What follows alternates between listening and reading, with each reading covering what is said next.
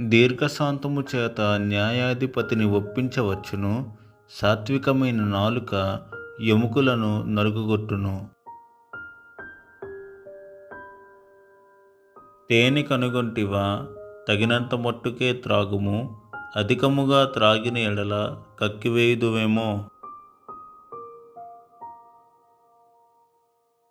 మాటిమాటికి నీ పొరుగువాని ఇంటికి వెళ్ళకుము, అతడు నీ వలన విసిగి నిన్ను ద్వేషించునేమో. తన పొరుగువాని మీద కూటసాక్ష్యము పలుకువాడు సమ్మెటను ఖడ్గమును వాడిగల అంబును పోలినవాడు.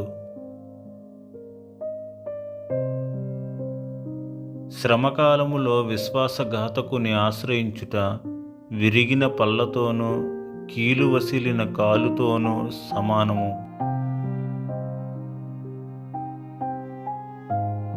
దుఃఖచిత్తునికి పాటలు వినిపించువాడు చలికాలమున పైబట్ట తీసివేయువానితోనూ సురేకారము మీద చెరకపోయువానితోనూ సమానుడు.